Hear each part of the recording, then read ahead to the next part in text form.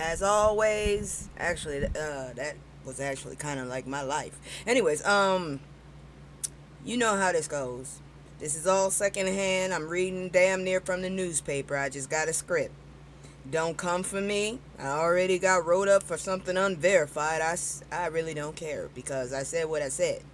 Anyways, this is my opinion and what the news says. So if you gonna go for somebody, go for them. I ain't got no money. Anyways, let's begin.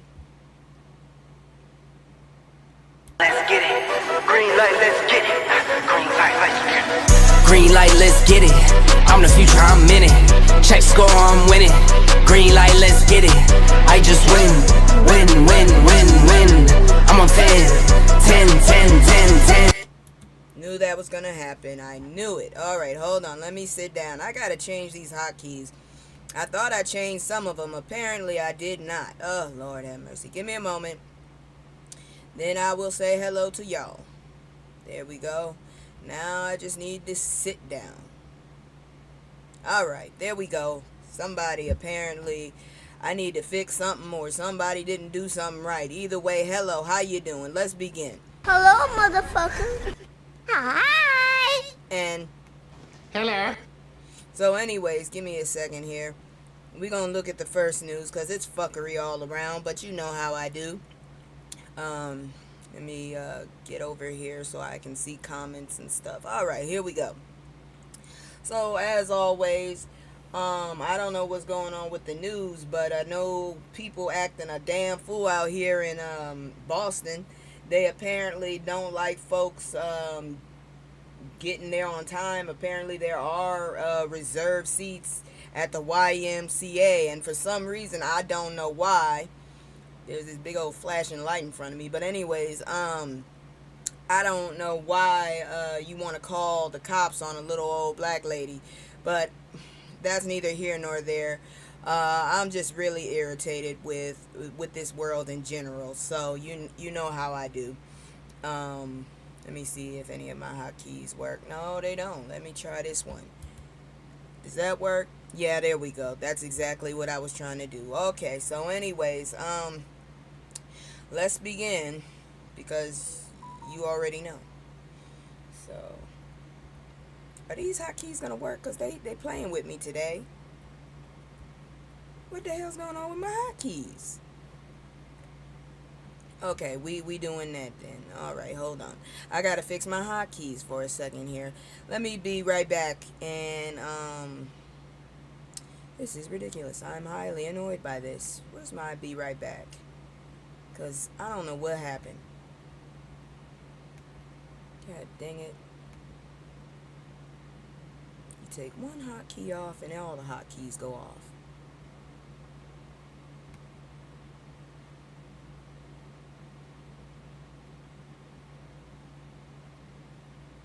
Where's my hotkeys? Okay. No.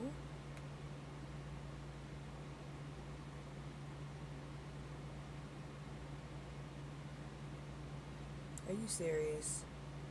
No, that's not the right one. Oh, this is in alphabetical order.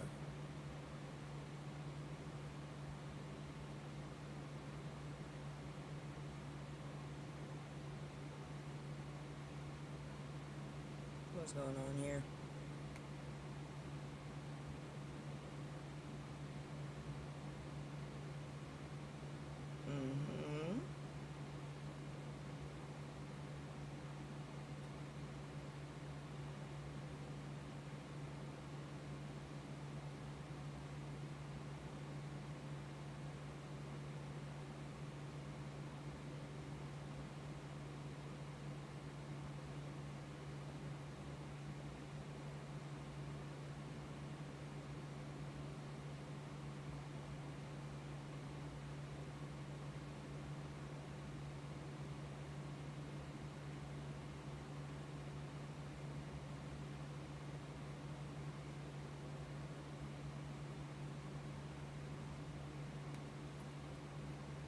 I'm gonna be right back. I'm still here. I'm just sitting up here fighting with these things. I don't know what happened. Okay. Give me a second here. see here now. Turn that off. Alright. Give me a second. Oh, wait. I think this is it. Yep, there we go. Number lock. Pisses me off. Anyways, let's look at this. So, Lil Nas X arrested, hospitalized after walking LA streets nearly naked amid suspected overdose. What the hell is this young boy doing? I know they've been saying that he's like a one-hit wonder or whatever. I've never listened to that damn song. And I definitely don't want shit to do with the shoes he put out. But, or that one video. But, I mean, damn, I think you could do something else productive. You still got money, shit. You in LA. So Lil Nas X was arrested and hospitalized in Los Angeles following a bizarre incident where he was seen walking in just his underwear and cowboy boots. Video circulated showing the rapper appearing disoriented and acting erratically in Studio City. Where the hell is his people? Where is his people? Somebody tell me where his people are. He needs his people. The LAPD received reports of a naked man in the area, which prompted officers to respond to the situation. When approached by police, Lil Nas X reportedly charged at the officers, leading to a physical confrontation. According to sources, he threw punches, resulting in officers using force to detain him. He was ultimately placed in handcuffs and taken into custody for battery on a police officer. Dude, you really, what the hell was you on? The situation escalated to the point where paramedics were called due to concerns of a possible overdose. Following his arrest, Lil Nas X was transported to a local hospital for treatment. He is currently held in Valley Jail in Van Nuys? I don't know. While he may face police charges, further details remain pending. This incident is particularly concerning as it comes on the heels of a previous health scare in April, where the artist experienced partial facial paralysis.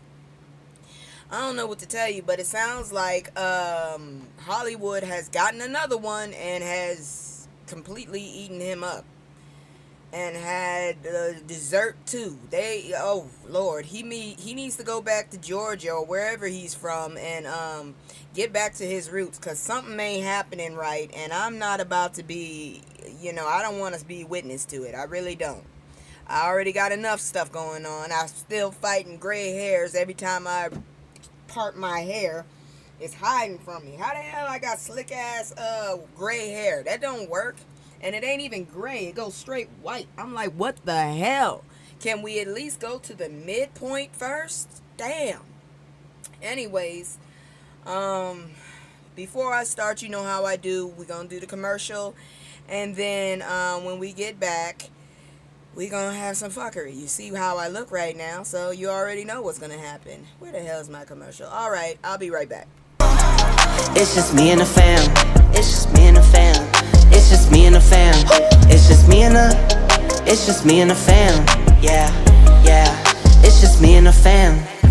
See my little Tay-Tay, that's my hype girl, that's my mascot. Little ones go for hours and some hours till we pass out. Stay inside the house, turned up with them racks out. Stay inside the house, turned. Alright, so 5 artifacts that prove Trump's attacks on the Smithsonian is an attack on black history.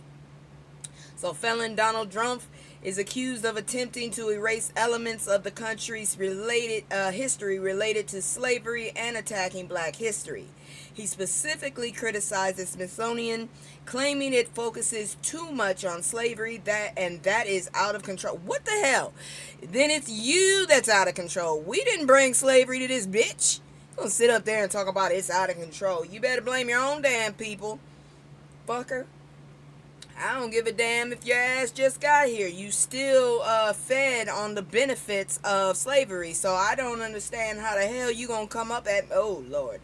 Trump stated on Truth Social, I can't believe that site is still there, that everything discussed is how horrible our country is, how bad slavery was, and how unaccomplished the downtrodden have been. Hey, Joker. and that we are not going to allow this to happen. You know what? If we're downtrodden or anything, it's because of you and your napkin fellows. That's all I have to say. It also mentioned that Trump has already moved to remove historic figures like Jackie Robinson and the Tuskegee Airmen from federal websites. Why? Because they're better than you, you mediocre piece. You're not even mediocre. You're below mediocre. Oh, I can't stand that, man. Orange lives don't matter. That's all I can say. In light of these actions, there are 5 historic artifacts that are imperative to black history that he's attacking.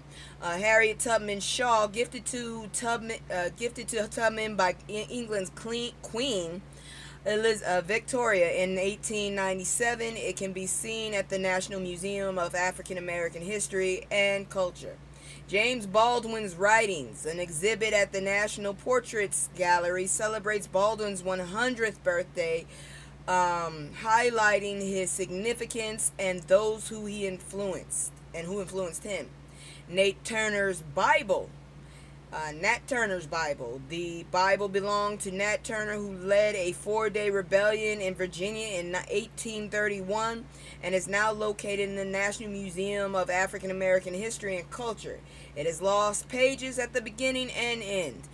I feel that because we still got my grandmother's Bible in our house. I thought I stole it, but I think I had to give it back to my mother.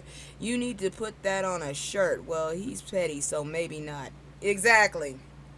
That bastard. I wish I could. I actually can. I know how to do that, but I can't sell it. But I would make it. I swear to God, I would make it and sell it as merch. I really would. Orange lives don't matter. They really don't.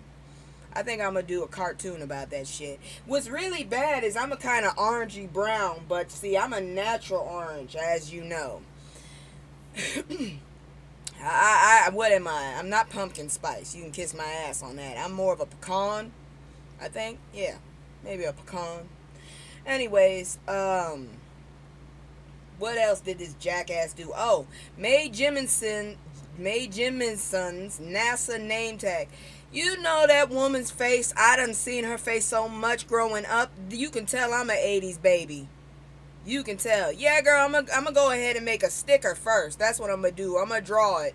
I'm gonna draw in graffiti font and have like a character or something. Just orange lives don't matter. Yeah, that's gonna be my first merch. Because this right here is ridiculous. Oh, and I need to go ahead and make those middle finger incense holders. I have the stuff to do it. I'm just being lazy. And nobody reminds me to do shit. And then I fall into, the depression issue. But anyways, neither here nor there. I'm on my uppers right now.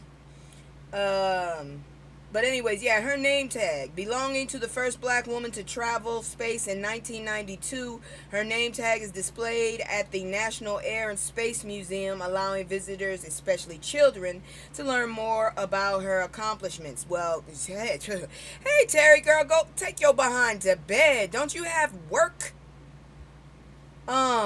And check out that Facebook thing I showed you. Before y'all entered, I was complaining about some bullshit that they pulled on this black woman on the south side of Boston. She got there at the YMCA at 6 something in the morning, and this old napkin woman came at 9, and they want to move the black woman 2 feet away. The black woman said no. Even the husband tried to get her to move. I don't know why he decided to go on the wrong side. But anyways, she didn't move. They called the police on this grandma. I'm like, the hell is wrong with you, lady? So, yeah, check that out. I sent it to you, Terry, through the Facebook Messenger. I'm all over the place. I did. I will be calling that YMCA. Just hard. Okay. I'm glad you saw it. Anyways, they say she's suing. I don't know.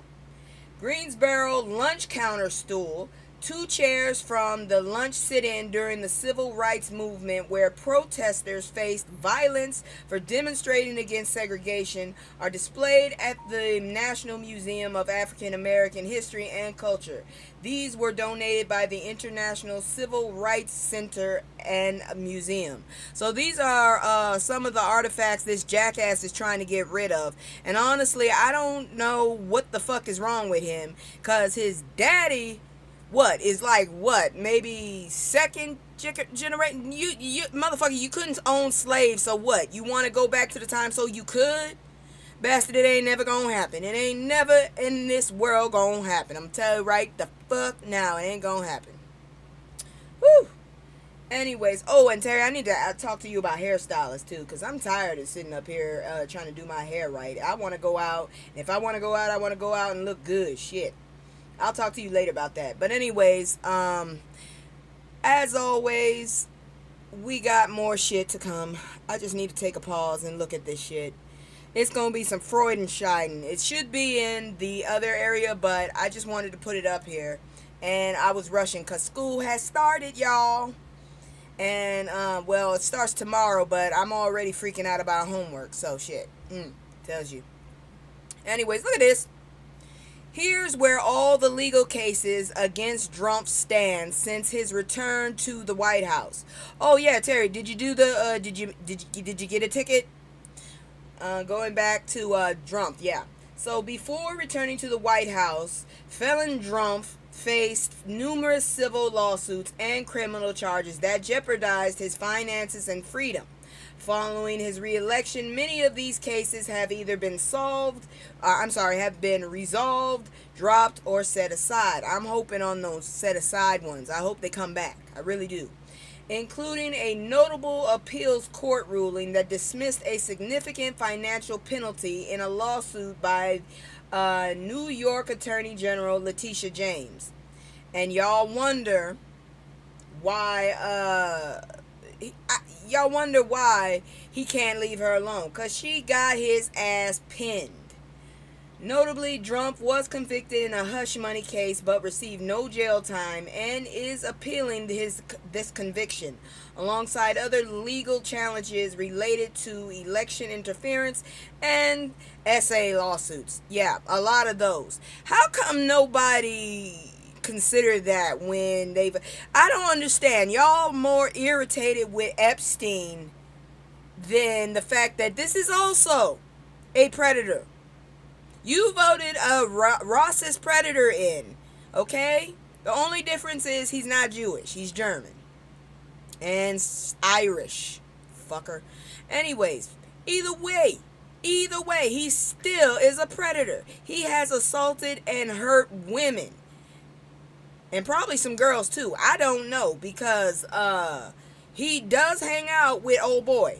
But my whole thing is, why did you vote for this motherfucker? Y'all all up about this Epstein shit, but he's a predator too. He probably is worse. You realize that, right? And you made this man the fucking most powerful motherfucker in the world. Exactly. They act like they just found out he is an orange perv. He's always been man, hello, grab him by the pussy. I ain't never heard a politician say that word. And for some reason, napkin people really don't like the word cunt. I just think it's nasty, but it don't bother me. So that just a little thing for you grannies and aunties that want to irritate them. They don't like that word. I don't know why. It's just a word to me. Shit. They act like you done slapped them in the face. I'd rather slap you in the face, personally. I just don't get it, but I hope those damn cases sit their ass there and wait, and then get ever since those beauty... Girl, yes! Let's talk about those beauty pageants. Let's talk about the ages, the beauty pageants, and him going in the back, looking at these girls in the dressing room to observe. I don't give a fuck. If you own this shit, you ain't supposed... We ain't like some damn chickens, so y'all can look and pursue and like peruse. Fuck that shit, man. Seriously, I think he was the supplier of the young girls. Jackass motherfucker, but y'all voted for this. Now you upset. Fuck the Epstein files. Let's look at his files. All of his files. He's a nasty bastard. That's all I gotta say. Anyways, here come the real shit, y'all. This gonna get tough now. Emotional content. Woman sought court protection from ex multiple times before fatal pew pew. I hate these dang code words. What the hell's wrong with this world? I swear to God, if it had this been Sally from fucking Nebraska, everybody would be talking about this shit. Actually, we wouldn't be talking about this shit because they would have took care of it before this happened. So this is what I'm trying to say. A Detroit woman named Latricia Green was reportedly pew-pewed and unalived by her ex-husband Mario Green in a hospital setting. Oh, Lord have mercy. Latricia had sought a personal protection order, a PPO. I know what a PPO is, but in a different way. Okay, against Mario due to his stalking behavior and threats. Initially filing for this protection on June 13th. Despite her concerns, her request was denied by the court. She later refiled on July 20th. That should have said something right there. Citing a disturbing escalation in Mario's actions, including breaking into her car and following her on multiple occasions. Latricia expressed her feelings of distress and fear, stating that she felt let down by the system. Because, Latricia, you probably don't have blonde hair and blue eyes. I'm sorry to tell you that. For some reason. And you're probably in the wrong area, too. The court granted Latricia's PPO on July 21st, even though she... recognizing the threat posed by Mario Green. However, crucially, Detroit Assistant Police Chief Charles Fitzgerald indicated that the order was never served to Mario, which left Latricia unprotected. You half-ass motherfuckers. And then you wonder why people get pissed off at y'all. This oversight contributed to the tragic outcome when on August 22nd, Mario confronted Latricia at Henry Ford Hospital, where she worked. During a verbal altercation, he pew-pewed her multiple times before fleeing the scene. Y'all motherfuckers are so wrong for this shit. You dropped the ball, and that's all I gotta say about that. Following the incident, Mario was arrested on August 23rd without incident. Detroit Police Chief Todd Bettison emphasized the importance of bringing the suspect into custody, expressing condolence for Latricia's family. The Henry Ford Health Organization, where Latricia was employed, expressed devastation over her loss and announced their cooperation with ongoing investigation. This incident highlights critical issues surrounding DV protection and the necessity for effective enforcement of protective orders. This is bullshit right here. This would have never happened had y'all listened to her the first fucking time. Not to mention, she worked at a hospital. Where were y'all? Y'all are some of the people that your motherfuckers failed. And then you sit up here and say we always gotta pull up our bootstraps. We gotta figure our way out on our own. But look what happened to this woman. She sat up there and tried to believe in the system, and this happened. Do you feel what I'm saying here?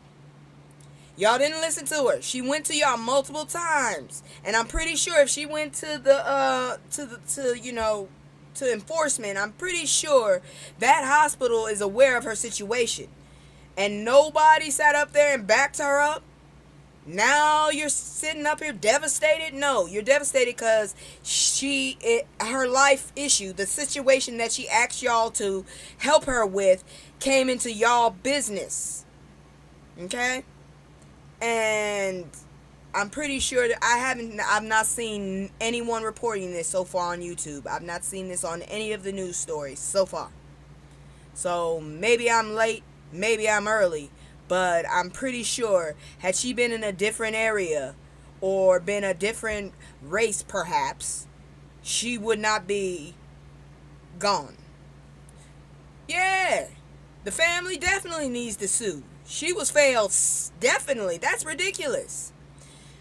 Now, the next one, you already know, I've been paying attention to this shit since it happened, and I knew that it was gonna happen anyways. But let's check it out, because I'm just like, oh, I got a headache. And then the smoke got me. So, GOP-backed map favors white voters 5-1 over black Texans, lawmakers say. Yeah. This is why we had to come back to Texas. Remember all that bullshit, y'all? And I ain't heard shit about any money for the flood victims. I ain't heard a damn thing, but this map show did come out real quick. It came out real quick, bitch. Oh my gosh, y'all get on my nerves. So the GOP's proposed redistricting plan in Texas threatens to significantly undermine the voting power of Black and Latino residents.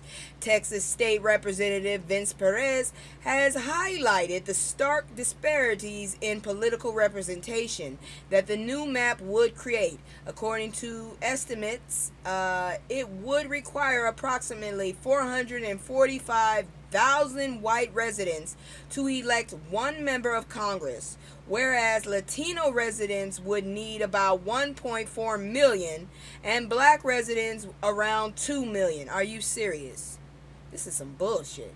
This suggests that the political influence of Latino Texan is reduced to 1/3 of what a white Texan, and for Black Texans to 1/5. We ain't even 1/3. What the fuck? That's some bullshit right there. God dang. See, this is why I never moved to Texas. I lived in Houston. I partied the fuck out of Houston, but this is why I never stayed. Damn it. I can get the same food in Louisiana, and it still sucks down there. But some of that food is fine. It's fine. Anyways, despite Texas having a larger Latino population than California, now that I did not know. More Black residents than Georgia. I didn't know that either. The proposed map, which has the backing of Texan Republicans and felon Donald Trump, would disproportionately favor white voters. It is projected to allow white voters to secure control over at least 26 out of the 38 congressional seats. Notice it didn't say Republican. It said white. Didn't say Democrat. Didn't say nothing about party. It said white. That's fucked up, man. The map is designed to fragment Latino and Black neighborhoods, making it more difficult for these communities to elect their representatives. The drawing of district lines appears to prioritize maintaining white voter power over ensuring their fair representation for minority groups. Well, guess what? I think a lot of the shit you doing is fucking up everybody. So what happens when everybody decides to go blue? I'm just glad this is all happening so they can see it in real time. That party ain't nobody but rich people. And I hate to say this shit. I hate to say I can't, but it's for real. I hate the rich. I'm not joking. I really can't stand the rich. If any group I feel should suffer, it is the rich. I'm sorry. I feel like if you on somebody's... No. I mean rich Black people too. Hello, can we talk about Tim Scott? Can we talk about... They act the same. I went to Howard. And that's not a flex. I'm saying it as a cautionary. I went to Howard. Rich fucking Black people are about the same as rich fucking white people. That motherfucking money, if they don't remember where the fuck they came from, the motherfuckers treat you like shit. So, personally, when it comes to rich people, I don't give a fuck what color you are. I really don't like you. Unless you a new rich motherfucker. If you are old rich, I don't like you. Sorry. I don't like you because I'm under the impression right now, and I'm waiting for somebody to prove me wrong, that these rich motherfucking families, these old money motherfucking families, are evil as fuck, in my opinion. So, if they got shit to say to me, and if somebody want to prove me wrong, please do. Rich Blacks want to be like whites, but they aren't. Exactly. That's what I'm saying.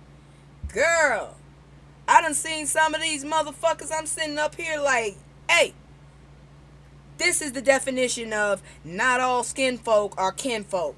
Jesus. Oh, there goes my affirmation. Let me keep moving though, because this is ridiculous. This is some bullshit. And then they sit up there and always want to scream about how we're so always talking about race. Race, race, race, race, race. If we don't, you motherfuckers will sit up there and make us think we are whole purple. Shit. We don't talk about it. Y'all motherfuckers will think we stupid. And the next thing you know, we're purple now. Fuck you. Representative Perez has criticized the proposed map as a form of racial engineering. Duh. Join the club. You voted against, a whole bunch of Latinos voted against their own fucking interests. They don't like you. You just like us. You just like us, just but lighter. Okay? That maintains a racial hierarchy within the state's political landscape. He argues that the way the districts are drawn sends a detrimental message to Black and Latino residents, implying their votes are less valuable not due to their ideas but because of their race. Hey, at least y'all above us. Shit, we at the bottom again, and we was the ones putting up with the shit the first time. As Texas Senate prepares to vote on the plan, which could potentially grant Republicans additional House seats in the upcoming midterm, the concern surrounds the implications of the redistricting efforts continue to grow. Look, damn it. I heard somewhere on the internet, motherfucker was supposed to die today. But he's still here. I'm still trying to figure out how long. Is he ornery enough to make it to the hundreds? And if so, please let this fucking year go by as fast as possible. Because that motherfucker right there is old. He needs to go. He's pulling every fucking move he can think of. And it's pissing me off. It really is. Oh, Lord. Let's keep going. Oh, this jackass gonna piss people off. I got rid of that hotkey finally. That was pissing me off. Trump says Chicago is up next for a federal takeover. My mom was talking about this. I was talking about this on TikTok last night with my good friend Crystal Black.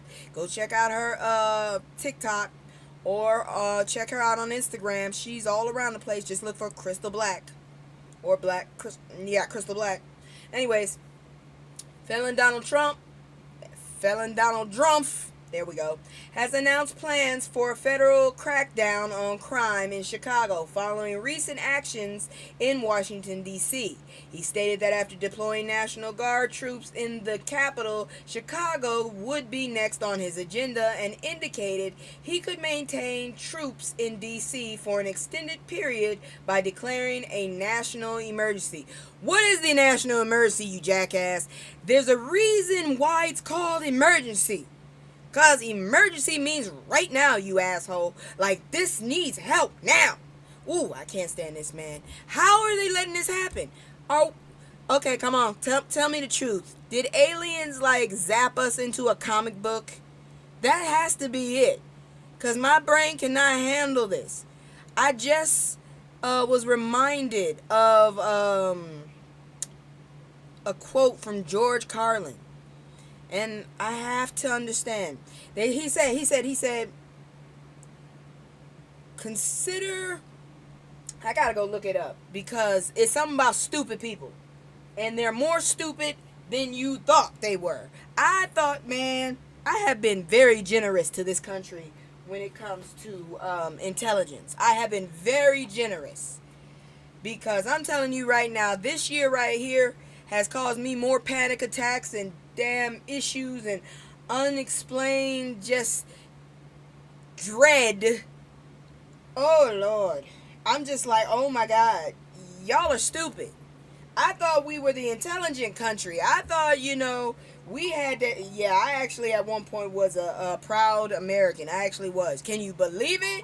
Shut the hell up. Anyways, I thought and then this shit happened. That's all I can say. Then this shit happened. This motherfucker, well, from what my mother said, the governor of Chicago is not about to let this shit happen. And I hope not. I didn't even know. Just to remind the people, I did this thing in history, right? Chicago was founded by a Haitian dude. Just letting y'all know. Now we're gonna go on and move, because I can't flabbergast anymore on this jackass. This shit right here is really fucked up. And it's gonna just make your mouth drop when you hear this shit, because I still don't understand how that's possible. What the hell was I looking for? Ugh, I forgot. Oh, George Carlin. Carlin quote. Here we go. Because this shit right. Emotional content. So, Virginia police, no evidence to support viral mass kidnapping claims. Now, I don't know if it's true, but we gonna talk about it. I never was a proud American. I used to be a proud American as well. Trump buried that pride. Girl, yeah, as a child, I started off as an American, a proud American. I thought, you know, I really did believe heaven was honey and milk. I believe what my mama said. You know what they say, to child, mother is God. And my mom was trying to be, you know, she was on a struggle, but she was trying to be a fair woman and raise a good kid. So she told me what she told me. But, oh Lord, when I found out the truth, I don't know what to tell you. I ain't been proud since before him, but damn it, he really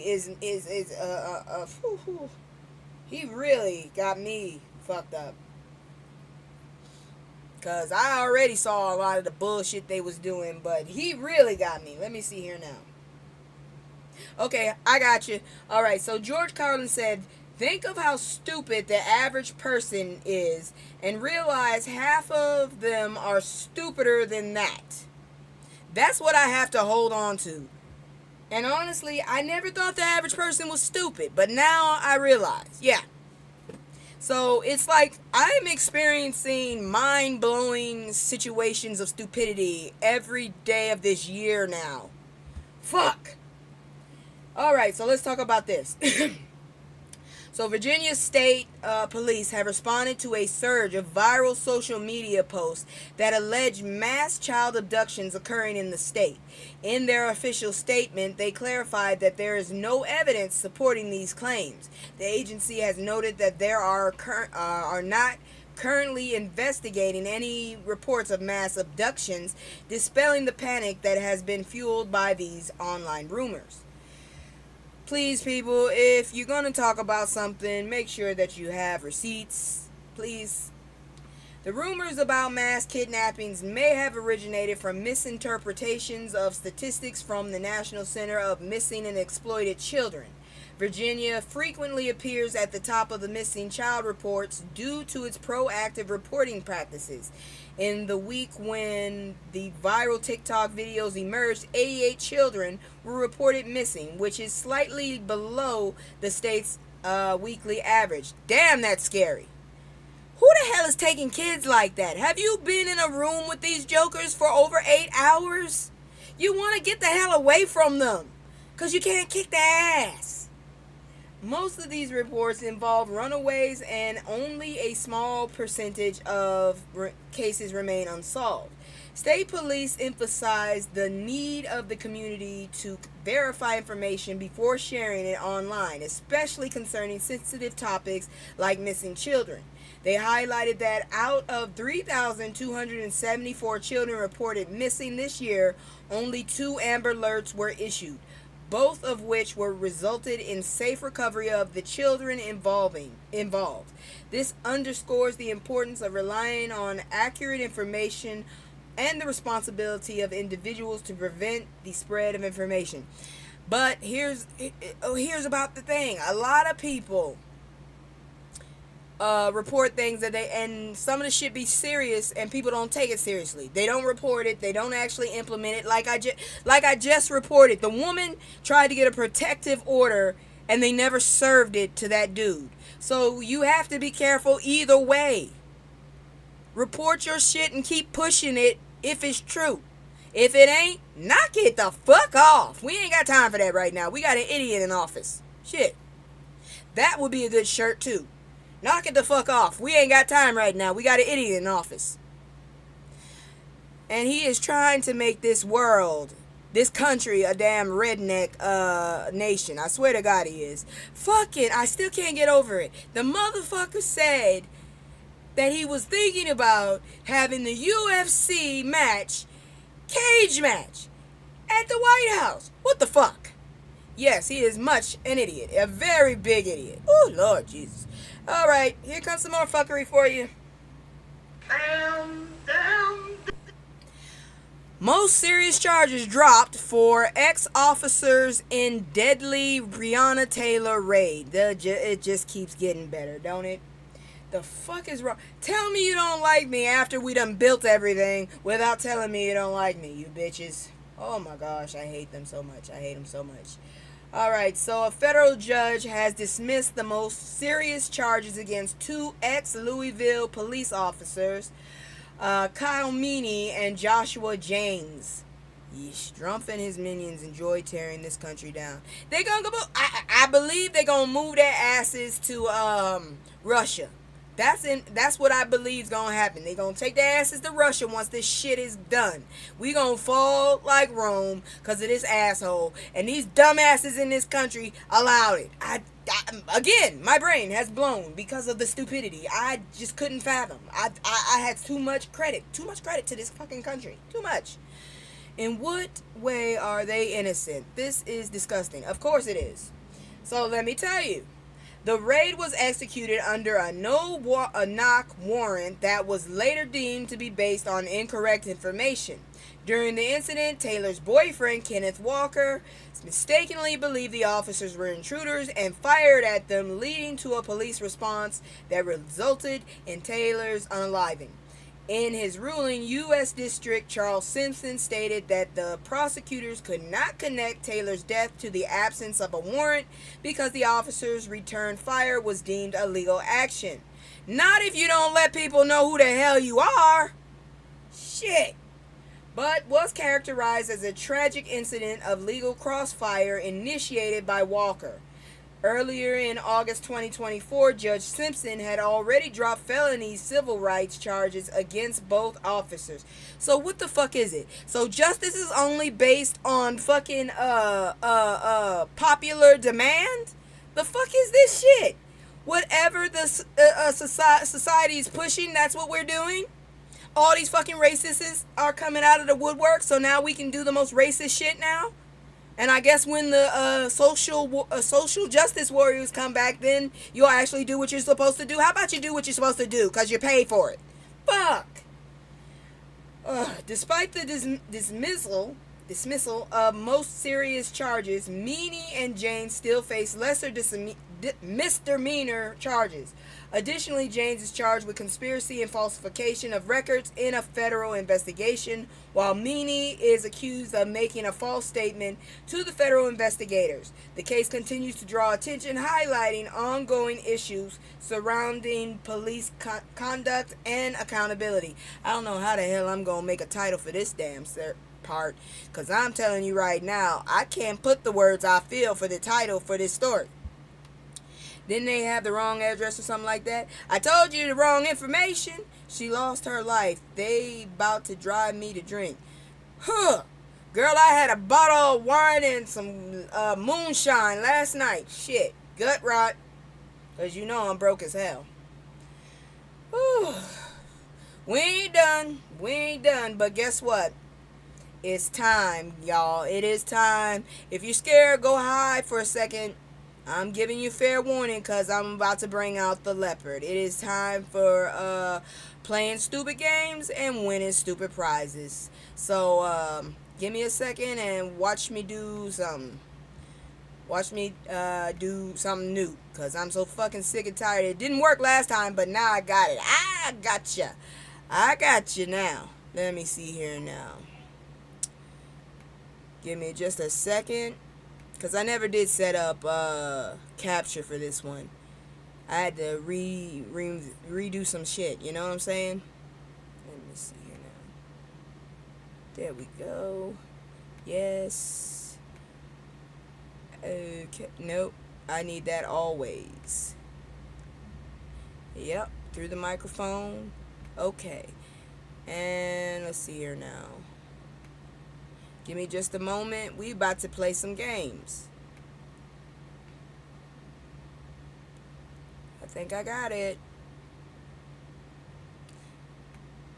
Okay. Yep, there we go. So, here we go. Where the hell's my thing? I can't see right now, so if you said anything, I don't know what you said. Okay, there you go. Here we go.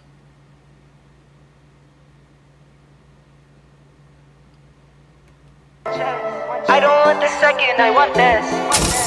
I'ma live my ass way, I'm a wreck. I've been moving like a hot mess. Yeah, girl, yeah, I do.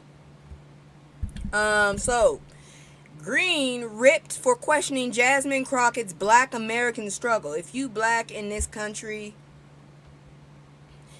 you gotta struggle. I don't give a damn what position you are. If you black in this country, you do have a struggle. I don't know how much of a struggle, because some of these, like I just said, these rich motherfuckers, woo! Representative, the albino baboon has publicly criticized Representative Jasmine Crockett. Look at this girl. Look at the picture. This is she looked like a baboon. Go find a picture of an albino baboon and look at her. They got the eyes and the long ass like nose thing going. Yeah, she looked like a baboon. She looked like a baboon. Let's see here now. Authenticity regarding the Black American experience during an appearance on the Megyn Kelly show. What? Of course, Megyn Kelly. Green suggested that Crockett's private school and higher education background disqualified her from understanding the struggles faced by Black Americans. Okay, my dad went to private school, I believe. My mom went to public. And that bastard could not be, he could not be controlled by my grandmother. And now he is pretty much what we would call a deadbeat dad. And also, he's something else. He can't work in this. He can't be a teacher in this state no more. Okay, that tells you right there. Okay, and that's a private school. That's a struggle.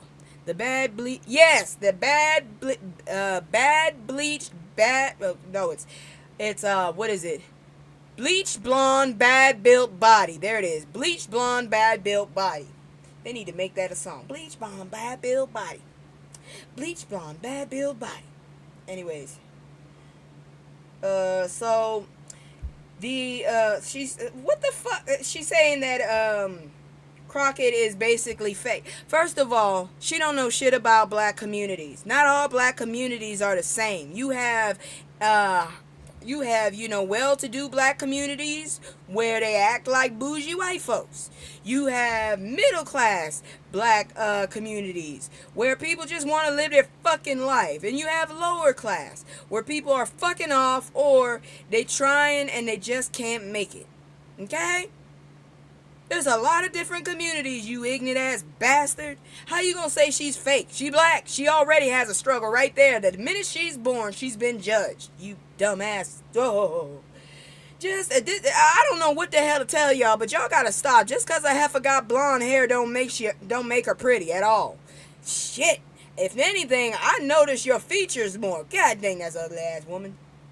Anyways, in response, Crockett addressed the criticism indirectly through social media, highlighting the hypocrisy in challenging her black identity based on her educational achievements. She pointed out that similar attacks were previously leveled at prominent figures such as Barack Obama and Kamala Harris. Crockett emphasized her experience with racism and threats demonstrate her reality as a black woman in America. Shit, you're the goddamn you're the struggle right now for her. Shit. Bleach blonde, bad built, butch body. There it is, and many people made songs out of it that was good times. Oh yes, I heard some of them, but somebody need to make a new one. Bleach blonde, bad built, butch body. She's a bleach blonde, bad built, butch body.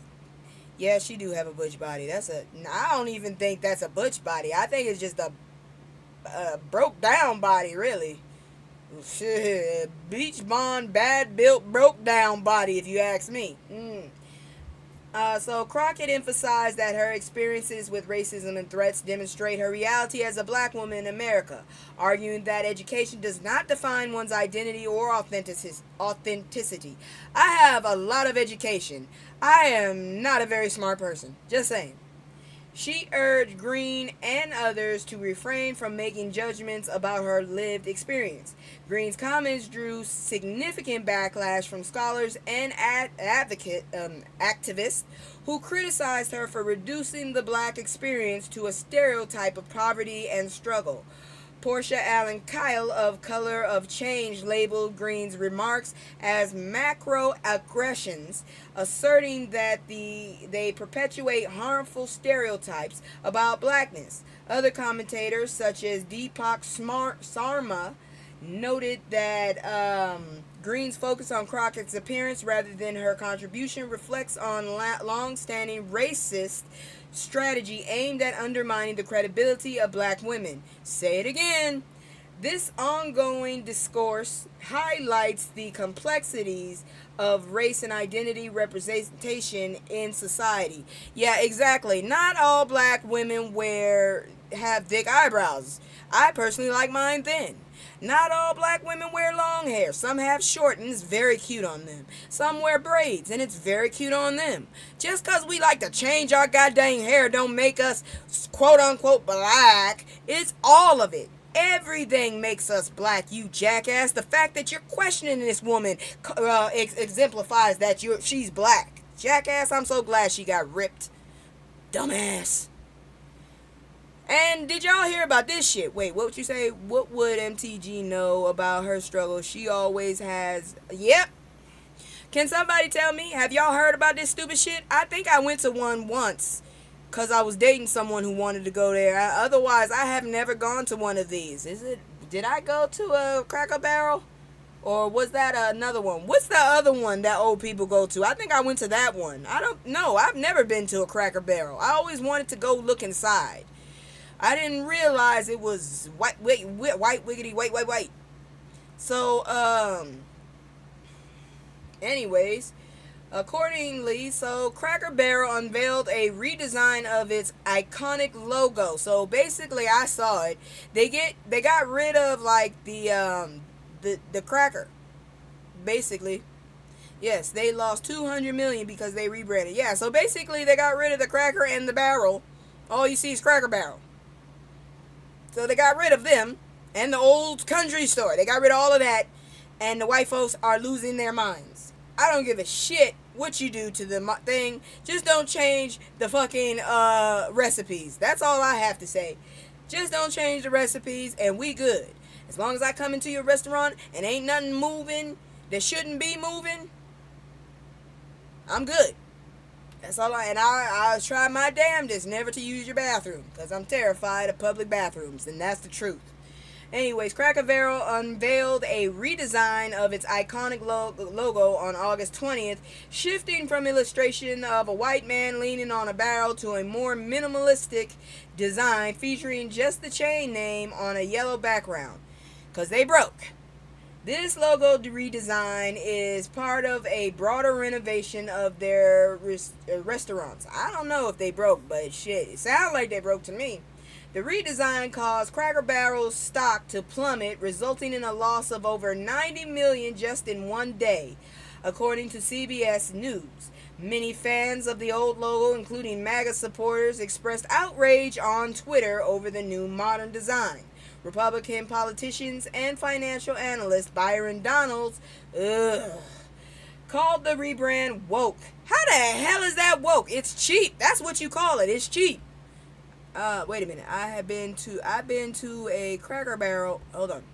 Okay, let me see it. There we go. I've been to a Cracker Barrel a million times. They have a lot of food I like. They have pancakes and breakfast potatoes. Breakfast, like a hash brown? Or an actual potato? I don't know.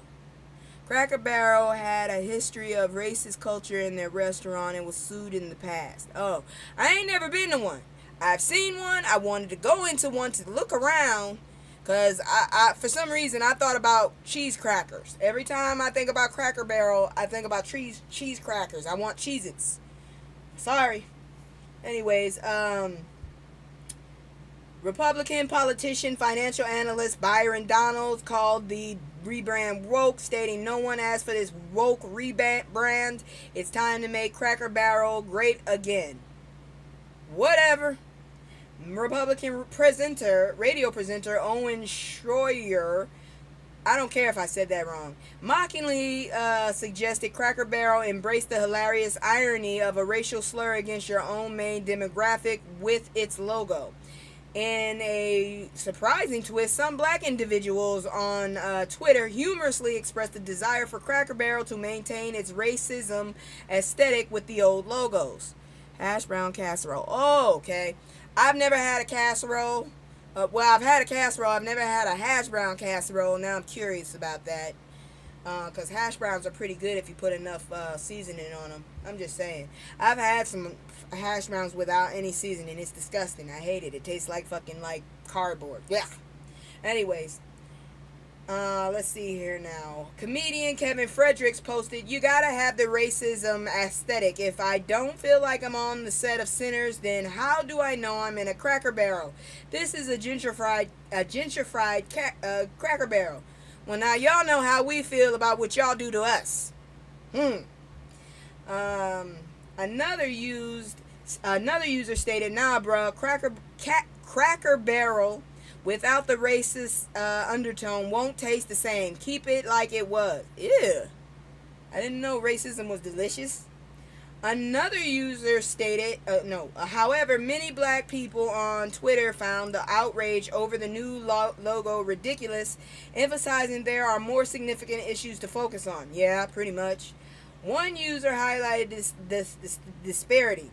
People can't afford housing, groceries, and are going bankrupt if they get cancer. So naturally, conservatives are mad about Cracker Barrel's logo. Understandable. Another user expressed amusement at the white folks crashed out over Cracker Barrel logo and hoped Cracker Barrel would lose the racist white customers they've catered to for decades. No, because if they do, then guess where they're going to come? They're going to come to our restaurants, and then they're going to fuck those up. Please, keep them where they are. Shit. Cracker Barrel has a history of catering to racist white customers and has been sued for employment discrimination and segregating black customers. In 2004, Cracker Barrel said paid $8.7 million to settlements from the Justice Department lawsuit that chain discriminated against and mistreated black employees. Cracker Barrel CEO Julie Massino, Italian, appeared on Good Morning America on August 19 to defend the rebrand. Massino stated that the beloved aspects of Cracker Barrel remain and that the company wants people to choose Cracker Barrel because they love the brand, not because there's a cracker on it. That's not what it said, but I'm saying it because, quite frankly, I still have never been in one of those motherfuckers. I went to another one, though. What was it?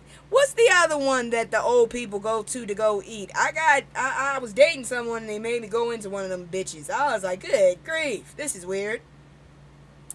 Anyways, moving on, because there's more schadenfreude. You remember this? If y'all didn't, I didn't report on it because I can't stand the heifer. But now, since shit's getting real, I want to report it. The one I went to had almost all black staff. I feel discriminated against that. I didn't feel discriminated. Not a Shoney's. Shoney's was old? Yeah, it was a Shoney's. Yeah, we went to a Shoney's. I'm thinking of the other place. Girl, I just be thinking about restaurant shit. Anyways, French president finally breaks his silence on why he's suing Candace Owen. And he's not playing around. Candace won't shut her fucking mouth up. We ain't taking her ass back. Shit, you fucked up. You fucked up with us first. We ain't taking you back. No takesy-backsy. She's on her own. So President Emmanuel Macron has, for the first time publicly, voiced his grievances against Candace Owens, moving beyond just legal representation. Macron described the legal battle as personal and stated he will fight to uphold the truth and defend his honor. He emphasized that the claims are nonsense and concern the civil status of the First Lady of France, a wife, a mother, a grand. She's a mother? They got kids? I meant I didn't feel discrimination there. Blame my phone. Oh no, girl, I understand. I understand what you were saying. Emmanuel Macron and Lady Brigitte Macron are suing Candace Owens for defamation. The lawsuit stems from Owens repeatedly claiming that the First Lady is transgender. Owens has continued to dismiss the lawsuit as an overreaction despite the Macron's seriousness. Man, you about to be broke. Candace still isn't invited to the cookout. Hell no, she ain't invited to the cookout. She ain't even invited to the pre-cookout. She ain't invited to the damn smoke sesh. She ain't invited to the domino games. She ain't invited to cards. She ain't invited to spades. She ain't invited to craps. That heifer ain't invited to just the porch hangout. That bitch ain't invited to the cut. Okay.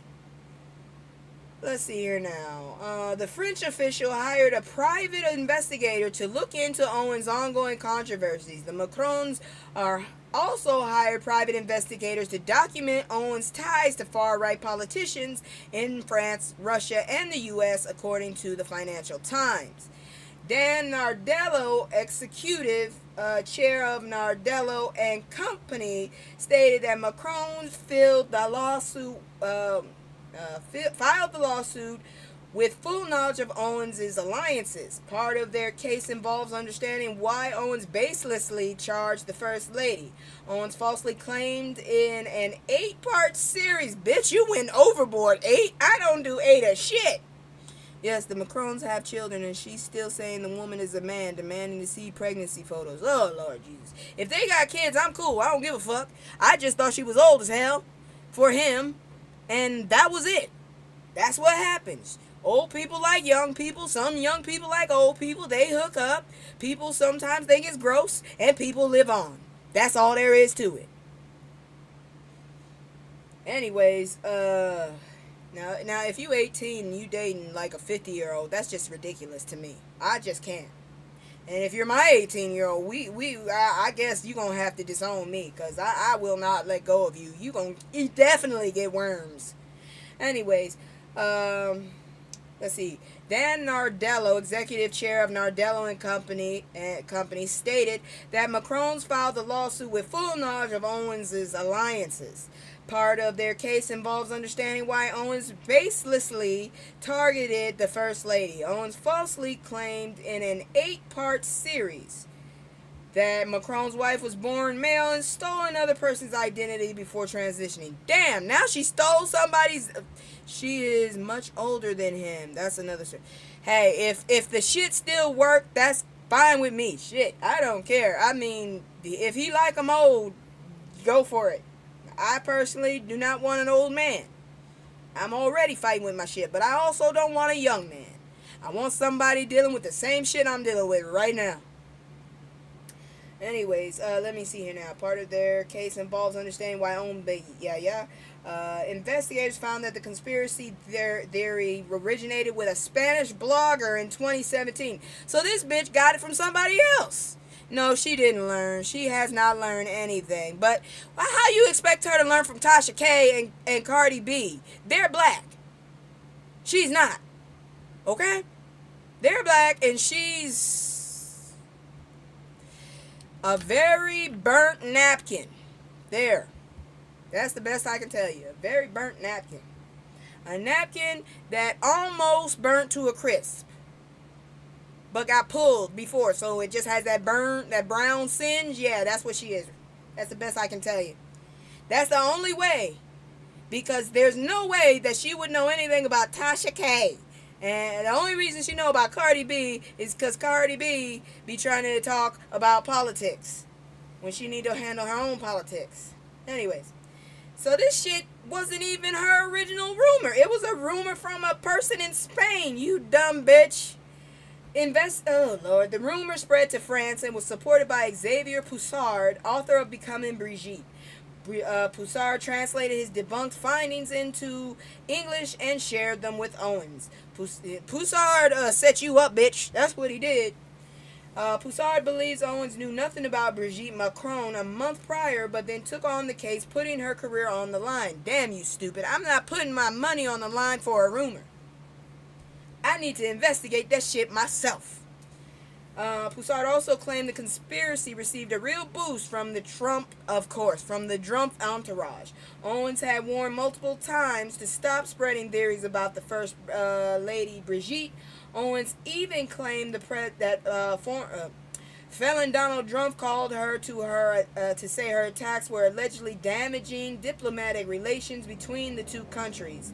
These warnings occurred months before the Macrons initiated legal action. Things are intensifying for Owens. Exactly. She got it from somebody else, and the lame little... Damn it, Candace is stupid. That's how you get your ass whooped on the streets. Repeating shit that ain't true. And then the person that find out, they whoop your ass, and you wonder where the hell that came from because you was spread. That's what's called being messy. Congratulations. You took your first step to trying to be black, and it failed. Most people who are messy don't get sued for $5 million. Or is it billion? I don't know. The legal battle with French officials could be more detrimental to Owens' reputation than previous incidents. Oh, Lord. Yeah, she is in trouble. Ain't nobody on this side gonna help her ass, though. That's all I'm saying. Now, personally, this one here, I don't like country music, so I ain't heard none of this shit. I just don't like country music. Just like I don't like, I'm not a big fan of Zydeco. I really not. And I will fight you if you make me listen to some fucking, like, that damn devil metal shit. Fuck you. I like rock, but not that damn bad. Not when you sitting up there cutting your tongue and, praising something that could hurt you. Nah. Not first steps at being black. That's the first steps. First steps, this heifer is messy. And it's the worst direction she did it, god dang it. She failed on the first steps. Because you know everybody in the hood has at least once spread a damn rumor. I heard. Someone, at least once in your life, you have said, I heard. Well, I heard. I'm just saying. So Beyonce's Cowboy Carter gets support from Charlie Crockett. I don't know who the hell this dude is. As he claps back at her country music haters. I don't like country music in general, so you know what I do? I leave it alone. If I don't like something, I leave it the hell alone. Texas singer Charlie Crockett has publicly defended Beyonce amid ongoing backlash regarding her country-inspired album, Cowboy Carter. In a passionate Instagram post, he criticized the country music industry for favoring formulaic bro country and ignoring marginalized voices. Now, do you know... There's a bunch of other people that have been in country music that are black for a long time. That dude from Hootie and the Blowfish is now too. And the only reason I know about Hootie and the Blowfish is because somehow that commercial popped in during Yo MTV Raps. Or when I was really desperate and I just wanted to watch a music video on MTV. That's the only reason. But I heard he was in country. Anyways, in a passionate Instagram post, he criticized the country music industry for favoring, yeah, I said that, while some artists like Gavin Adcock, oh, that's his name, have dismissed her work as unworthy of the genre, others like Lainey Wilson have praised it for broadening the appeal of country music. How the hell y'all gonna talk when we technically basically what she said. We created the shit, and we just didn't stick around for it too damn much. Shit. How you gonna sit up there? It's just a return home. Despite criticism, Cowboy Carter has achieved significant commercial success, making history and emphasizing Beyonce's intention to reclaim space for black artistry in the country genre. And I believe, what's the next one? Rock. Lord, if she come out of damn cemetery, that's it. I'm not saying another damn thing about this heifer. She ain't got shit to do with me. Because ever since I seen Jada do that bullshit, I'm like, something wrong with y'all motherfuckers over there in the what is it? It's not death metal. That's it, death metal. I can't handle that shit. The Satan shit. Nah. You stay your ass in the damn cemetery. Moving on. This administration always wins. Jackson, Blask, SCOTUS, Grant ruling. So yeah, we're fucked again when it comes to health because these assholes decided to agree with the orange fuck. So, Justice Ketanji Brown Jackson criticized the Supreme Court's conservative majority for undermining judicial review in her dissent regarding the case National Institute of Health versus American Public Health Association. Fucking RFK is gonna get us killed. RFK Jr. gonna kill us all. They gutting us and they gonna kill us. I got to move. And somebody actually asked me, really, you want to leave the country? Hell yeah. Look at this shit. The case addressed whether plaintiffs could challenge the Trump administration's cancellation of federal health grants under the Administrative Procedure Act. The court's conservative justice ruled that such challenges should be filed in the Court of Federal Claims instead of federal district court, a decision that Jackson vehemently opposed. Yeah, because basically they said the dude could actually say, you know, this is not right, but he couldn't put a ruling on it. What kind of bullshit is that? If you can tell them that they're incorrect, but you can't put a ruling. Make it make sense, please. Jackson described the court's ruling as a bizarre claim-splitting regime, forcing plaintiffs into a complex and likely futile pursuit of justice across multiple venues. I hope whatever they were studying on, y'all bastards catch it. Then see how you feel about those grants. She likened the ruling to Calvin Ball jurisprudence, highlighting the absence of fixed rules, suggesting that the outcome benefits the administration in power. She expressed concern that this decision diminishes the ability of courts to address wrongful terminations of grants, effectively creating an illusion of judicial review that fails to remedy actual harms. This motherfucker hurting us so bad, and these people still support him. Shit! In her dissent, Jackson specifically criticized Justice Brett Kavanaugh, ain't that the drunk, assertion that the court had no choice but to act on the emergency application, stating that no procedural rules supported his claim. She warned that the court's decision could allow future administrations to terminate grants without accountability, which could hinder scientific progress. What do you mean could? It is now. And weaken governmental checks. Jackson emphasized that this could not only stall scientific discovery, but potentially reverse advancement in the field. We have an orange Neanderthal, an artificially orange Neanderthal in office. What do you expect? We're gonna go backwards until somebody tells him to stop it, because apparently everybody is chicken shit. But that's it for that. I'm about to morph again, I guess, because I'm back. That's the end of playing stupid games and winning stupid prizes. Faces have been ate, and I am satiated. Let's go back to what we was doing before. Hold on, give me just a moment, because I got to get myself back up here.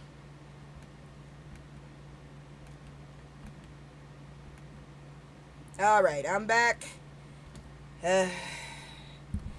Alright, but now we're actually going to get into some better news. Not great news, but better news.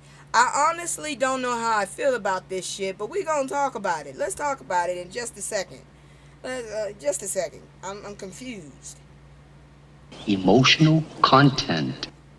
So the NAACP launches town halls to mobilize black voters ahead of 2026 midterms. I only met one person that said she didn't vote, and that was for religious reasons. I feel like that was BS, honestly, because literally in the Bible, God says you're supposed to, honor your leaders, and we have to have a system. But for some reason, she felt like both were evil. Well, what the fuck, man? Don't just let the most evil one get it. I'm not really sure how I feel about that person right now. So, we're not going to talk about that no more. But apparently, the NAACP is initiating a series of nationwide town halls to mobilize black voters in preparation for the 2026 midterm elections. The campaign launched in New Jersey with local leaders addressing the significance of grassroots engagement and the impact of federal policies on communities. The NAACP president, Derek Johnson, emphasized the urgency of organizing early, citing threats to democracy from How many presidents they got? I done said presidents for this group at least 3 times, and it wasn't the same name. Anyways, the town halls will... wait, I missed some. Citing threats to democracy from policies under felon Donald Trump. The town halls will take place in multiple states, including Texas and California, focusing on connecting historical struggles for liberation with current challenges to empower voters. Please, y'all, seriously, I'm sick of this bullshit. I don't care what your reason is, but seriously, right now, the best reason is to save your goddamn future. If you got kids, you should vote, motherfucker. That's all I gotta say. If you got children, you should fucking vote. Damn. Moving on. NAACP don't do much for blacks, and now they want us to engage in voting. Please. But we do. We need to engage because of what happened. Look what happened, because some of us didn't vote. We need to at least fight back. I know they have some, like, dishonest shit. But at this point, we all need to fucking, like, vote. My phone is acting a fool again if I disappear. I understand. We all need to fucking just get together. That's what I'm saying. Sticking to local voting only, not federal. Alright, girlie. All I'm saying is right now, we need to put our votes in, because this shit'll happen again. And I don't know what to tell you. Because I can't do it no more. This shit right here, this motherfucker right here is in charge because of stupid shit. That's all I'm saying. So anyways... Let's move on to, what's the next story? Let me look. Oh, history. All right. So if you're not interested in educational shit, now's the time to walk away, because we're about to talk about some educational shit. Check it out. Yo, it's too many, ayy, it's too many, yo, it's too many, yo, it's too many lies, look in my eyes, they know I'm the truth, knocking them down every time I step in the booth, we ain't gotta lie, they know we the vibe, we living in proof, it's young conscious youth, my life a movie, I live in a spoof, ain't no sticking around, I'm on the move, I'm checking the deuce, yeah, it's only us two, so you know we copping that coupe, we on the roof, smoking dope, look at the view, yeah, we used to chill on the stoop, now we out here breaking the news, it ain't shit you... Alright, so 5 race riots in America that you never were taught in school. In American history, while significant race riots like the 1919 Chicago race riots and the 1992 Los Angeles uprising are often remembered, many other tragic events remain largely unacknowledged. These riots were not mere instances of violence, they were explosive reactions to systemic injustices and societal tensions. One such incident was the Wilmington coup of 1898 in North Carolina, where white supremacists violently overthrew a multiracial government, resulting in the unaliving of numerous black residents and the destruction of black-owned businesses.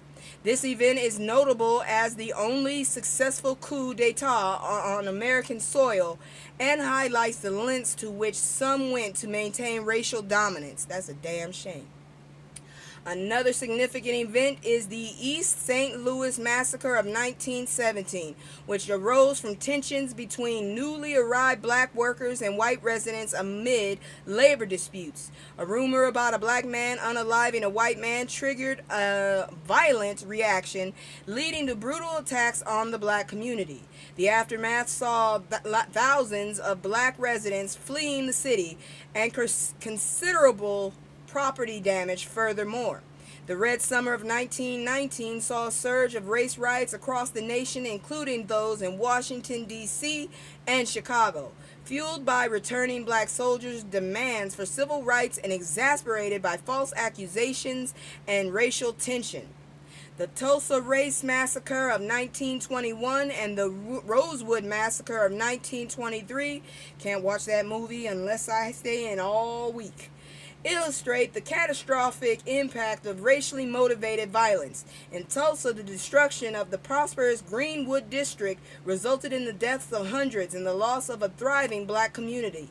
Similarly, the Rosewood Massacre was incited by a false accusation against a black man, leading to the complete devastation of the town and the displacement of its residents. These incidents, while often omitted from educational curriculum, are crucial to understanding America's complex racial history and the enduring impact of such violence on. So there you go. Instead of sitting up there thinking that, it's just a few things, just slavery, you did a lot of shit to us. So yeah, we still got a chip on our shoulders. Just letting you know. Just letting you know. Moving on, though, in the history move. The richest man to ever live is not Elon Muskrat, but a black man. According to historians, Mansa Musa, an African man, possessed more wealth than any other individual on earth. And I knew about this dude years ago. Not a whole bunch of years ago, but years ago. So, which is reparations. Yeah, that's true. Mansa Musa, a 14th century African emperor of the West African Empire Mali, is considered the richest man in history. Historians described his wealth as indescribable. He expanded the Mali Empire from the Atlantic Ocean to Niger. The vast empire allowed him to accumulate immense wealth through natural resources, particularly gold and salt, traded by Timbuktu. During his reign, the Empire of Mali controlled half of the world's gold resources, all belonging to him. Mansa Musa was not only incredibly rich, but also exceptionally generous. His generosity was so profound that he reportedly crashed the Egyptian economy. Damn! This occurred during his pilgrimage to Mecca in 1324. One of these days I'm going to go to Mecca, because everybody seems to be going to Mecca. He traveled with an impressive caravan of over 60,000 people and the herds of cattle carrying hundreds of pounds of gold. When he stopped in Egypt, he spent and donated so much of his riches that it caused the price of gold in Egypt to crash. See, we need more rich people like that. Mansa Musa is credited with transforming Timbuktu into an Islamic university center. He also oversaw the construction of mosques and public buildings in cities he ruled. After his death in 1337, the impressive empire he built gradually declined as his sons struggled to maintain its legacy. Maybe you should have taught your sons while you was doing all of this stuff, or got them a teacher to teach just what you was doing. Because maybe we'd all be ruled by Mali by now, and we'd all have prosperity. Good grief. Everybody be Muslim, but we'd all have prosperity. You give one to take one. Religious freedom, prosperity. Which one? I mean, hey, I ain't got a problem not eating pork. Just saying. Now, on a irritating point, let me go ahead and get my face, because I'm shocked. Your wallet's about to get hit again. Check this one out. God dang it. Hold on. This is some bullshit. Oh, we not doing this. So rising costs weigh heaviest. Rising energy costs weigh heaviest on black households. I'm not surprised.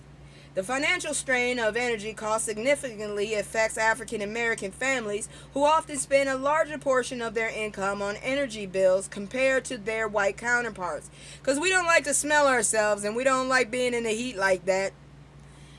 A study conducted by Binghamton University and California State University, San Bernardino, revealed that while the average American household allocates about 3.2% of its income to energy expenses, households in predominantly African American areas spend an average of 5.1%. Because we like to cook and we like our music. And a lot of us apparently don't like scary movies, so all the lights on. Factors contributing to this disparity include the age and condition of housing, lower home ownership rates, and the inability to invest in energy efficient upgrades, which ultimately locks families into higher expenses. Well, I was wrong. The repercussion of high energy costs extend beyond financial hardship.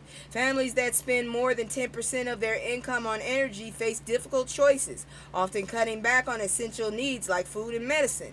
The situation disproportionately affects African American communities, leading to severe health risks such as asthma, depression, I got it, and even premature death. Probably on my way for that.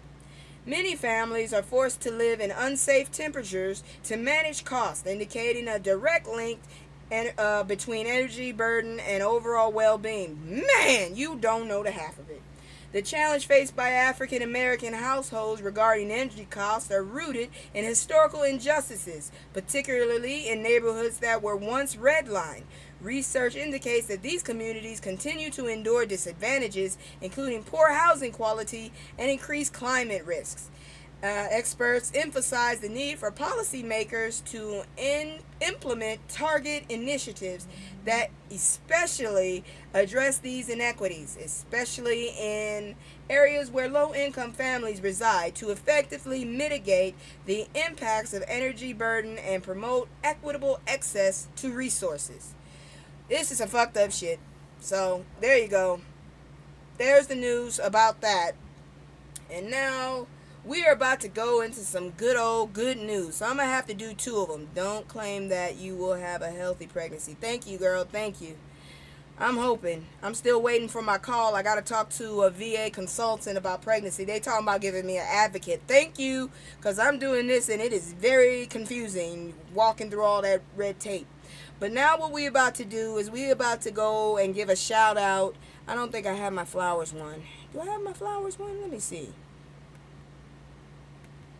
Nope, it's not up there. I'm going to have to download that one. So we just going to do the good news. And y'all going to be impressed as hell when you see this one.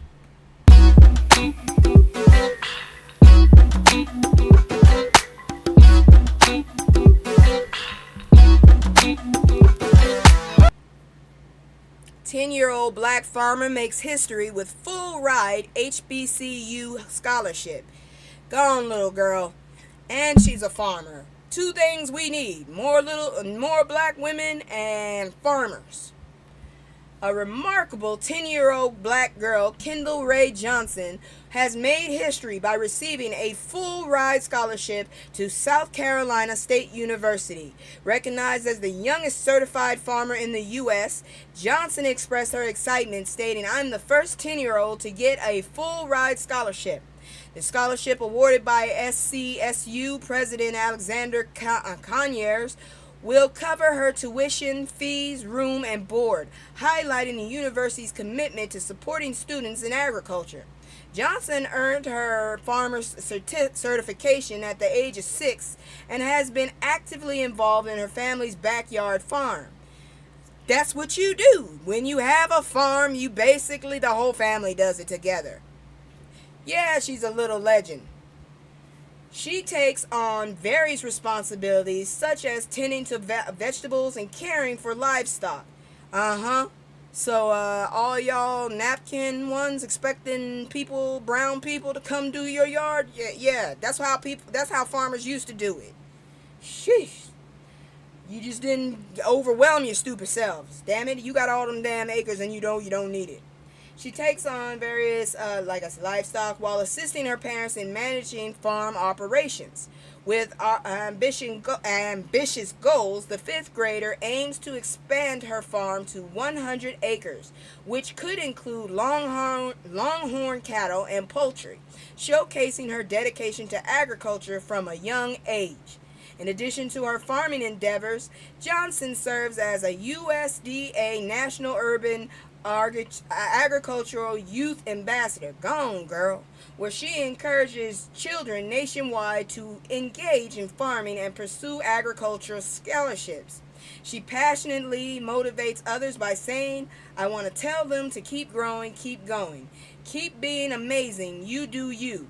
Through her achievements and advocacy, Johnson is already making a significant impact in agricultural community and inspiring future generations. Go on, girl. Go, queen, go. Protect her, please. She needs to be protected as well. We got all these people getting protected that don't need as much protection as people like her. Please protect her. Don't screw this one up. Yes, she will. Alright, before we get into this, I'm going to go ahead and do my commercial, take a swig of something natural, and we'll be back because we got celebrity next on the docket. So I'm doing my commercial, and when I get back, you do what you want to do, god dang it. That's all I'm going to say. Give me just a minute. Let me go ahead and pull this up. Where's my commercial at again? I lost it. I'm always losing it. Where's that hotkey for commercials? Commercial. Ain't that a bitch? I ain't got it. I thought I did.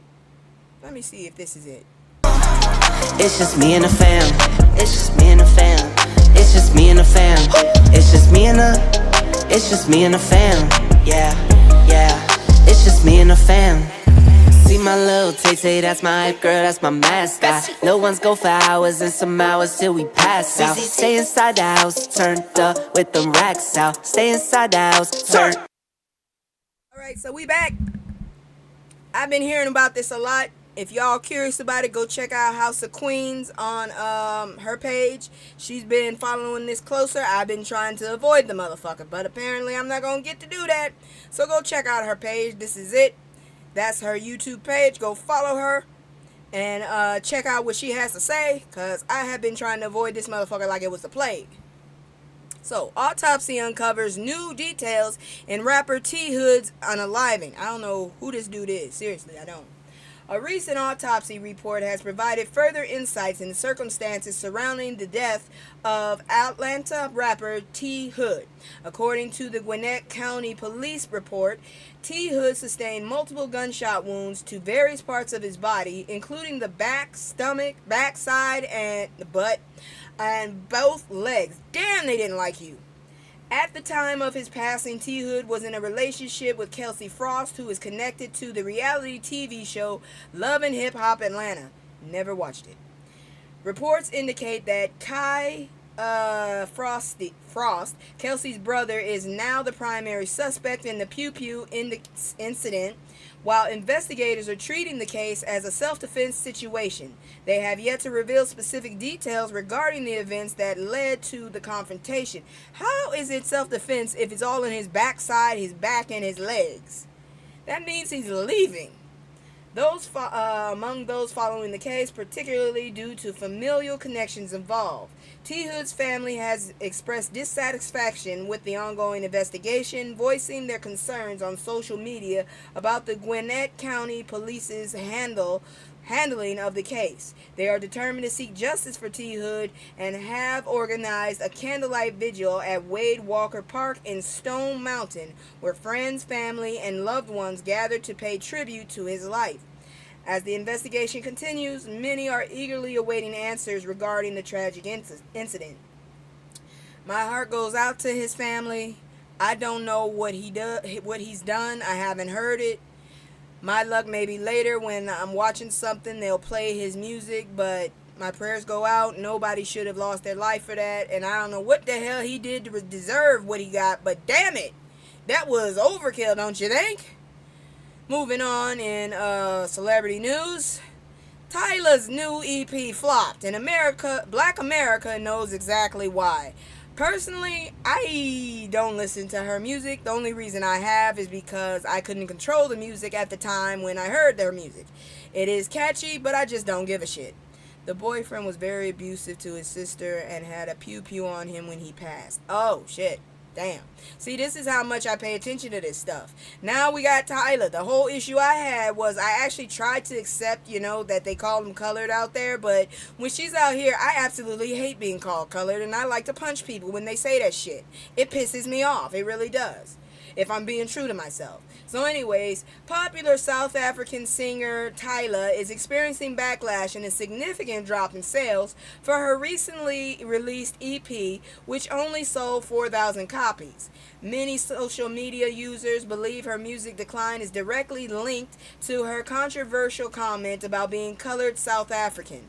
Well, that's your business, but personally, if that's the case, all of us in America, all the black people in America are colored, if that's the case, because none of us are pure. Fuck. Unless you're from Geechee Island or Haiti. I'm saying, and even then, let's see, popular, say blah, blah, blah, many, blah, blah. This controversy resurfaced during a 2020 TikTok video where she made these claims, which went viral again around the time of her album's success. During a press tour for her critically acclaimed multiple platinum debut album, Tyla appeared on The Breakfast Club. The interview took a negative turn when co-host Charlemagne the God asked her, I hate saying that boy's name, Charlemagne asked her to clarify her previous statement about being colored South African. Tyla declined to explain herself, deferring to her team, who then asked the host to move to the next question. Well, that's kind of rude. You came there to get asked questions. You should have had a list before they even came out. This refusal to clarify is now widely cited by black social media users as the primary reason for her recent EP's commercial failure. They argued it alienated her from the black American community due to negative historical connotation of the word colored in the U.S. Personally, I've been called colored in Seattle, of all things, by Arab. There we go, Arab. And it pissed me the fuck off. I should have called him an Arab. Anyways, I personally only heard that one song, and it never made me really want to go look her out. I didn't want to seek her music out. I mean, it'll get stuck in your head, but really, it's not, her first song wasn't something, it's like, oh God, I gotta hear that. No. So, for me, no, she's not my cup of tea. So, if I'm a part of the boycott, I'm sorry, I'm not trying to be, I just don't like your music. I'm picky with that. I'm a rap girl most of the time. Shit, when I do listen to R&B, it's usually old school or from an old school kind of voice. Anyways, TikTokers suggest that her lack of clarification is believed to have hindered the success she could have achieved. User Sunny Baby stated that Tyla's attempt to break into the market was completely over after the incident. He compared her situation, god dang, that's a dude. He compared her situation to Rihanna, noting that Tyla, despite being touted as the next Rihanna, that ain't gonna happen, failed to understand the nuance of black American culture and the music market. I think Rihanna is very pro-black. Very snippy, but very pro-black. Unlike Rihanna, who did take the time to understand and educate herself into said market. User Shamar Alien said, or Alien, I don't know, Alien, argued that while Tyla's initial comments left a sour taste, her refusal to explain the cultural difference and her perceived disdain for doing so truly upset people and made them feel disconnected. He suggested that Tyla simply needed to explain that where I'm from, the socio-culture norms are different, and I'm considered colored, and that's not a derogatory term. Well, it is here. Shit. At least I know a bunch of kids when I was growing up, we wanted to know what words were we not supposed to say so we could say them or try not to say them. Shit. A lion clarified that black Americans do not expect people from the diaspora to erase their own culture when identifying as black, but rather seek solidarity and clarity on where individuals stand. He emphasized at the end of the day, we just want to know where you stand. Joe Budden on his podcast defended Tyla, acknowledging her youth and good music, suggesting she can still recover. I'm personally not liking her music anyways. It's just like a fucking earworm for me. Budden believes that reading the room incorrectly can be fixed and addressed and sees a future for Tyla in America. However, Budden attributes the primary blame to Tyla's team for dropping the ball and feeding her the stupid shit to say in America. Well, I don't know how the hell, because she's signed with a big ass name fucking group. Shit. But moving on. So, NBA star Jaylen Brown's father arrested over a parking lot altercation. The Celtics player's father, Quentin Marcellus Brown, has been charged with attempted unaliving following an alleged stabbing. Damn. So Jaylen Brown, a player for the NBA Celtics, finds himself in the spotlight due to serious incidents involving his father, Quentin Marcellus Brown, who was arrested in Las Vegas. Hello. Arrested in Las Vegas. Where was I? Okay, on charges of attempted unaliving. The altercation reportedly began over a minor incident in a parking lot where Marcel's SUV door made contact with another vehicle. This led to a confrontation between Marcellus and the victim, resulting in escalating tensions and ultimately a violent that left the victim in crucial condition. According to police reports, the confrontation escalated when the victim exited his car to assess any damage caused by the door ding. Marcellus, described as a confrontational, challenged the victim to a fight and subsequently attacked him from behind, delivering multiple stab wounds. After the incident, police apprehended Marcellus while he was bleeding and exhibited signs of having been in a struggle. He reportedly stated that the conflict arose from a minor issue regarding the door ding, which led to his arrest and detention with a bail set at $300,000. Damn. What'd you say? What exactly you're doing here? I'm doing news for black people. Marcellus attorney, black Americans, if that helps. Marcellus attorney Arnold Weinstock has claimed that Marcellus was acting in self-defense, alleging that the victim had a gun, a force multiplier, and struck him prior to the stabbing. Marcellus, a former professional boxer.